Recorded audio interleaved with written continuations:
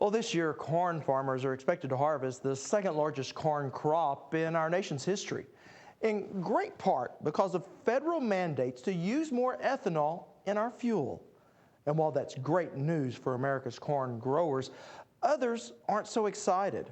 Opponents say corn-based ethanol is an inefficient fuel that adversely affects both the environment and our economy. But the true test for corn-based ethanol success may not be decided in our nation's capital, but at the gas pump. Never heard of it. Regular, unleaded, premium.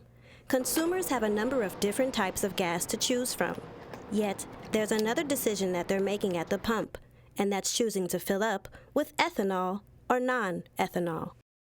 Vance McSpadden, a representative of independent convenience stores in Oklahoma, thinks otherwise. One good reason is that if we can use alternative fuels to help us be less dependent on foreign oil, OPEC for one, it's a wonderful deal. Made typically from corn, ethanol contains oxygen, which provides for a cleaner, more efficient burning fuel and reduces the amount of carbon dioxide produced by cars. According to government reports, more than half of the gasoline we use is imported, costing the United States roughly $5.7 billion a week. Labeling laws require gas stations to inform customers what's exactly in their gasoline. But gas station owners such as Casey Andrews are making sure their customers know that they're not using ethanol. We wanted to sell people gasoline the way it should be sold. A lot of the studies show that you lose anywhere from 4 to 6 miles per gallon. Currently, non-ethanol costs about 8 to 10 cents more than ethanol.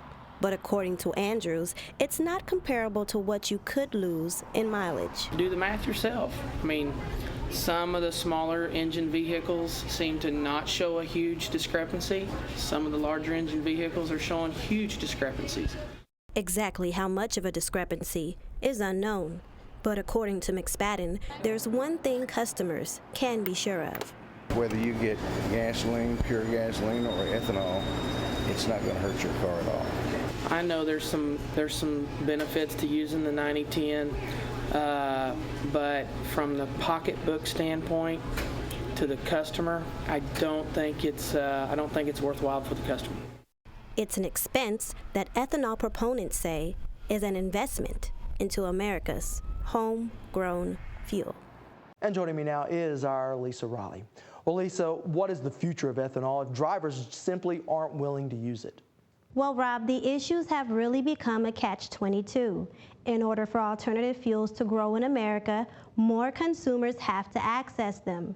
If you take a drive around any town, you can clearly see that customers are somewhat reluctant to use ethanol. So, Lisa, why do you think that is?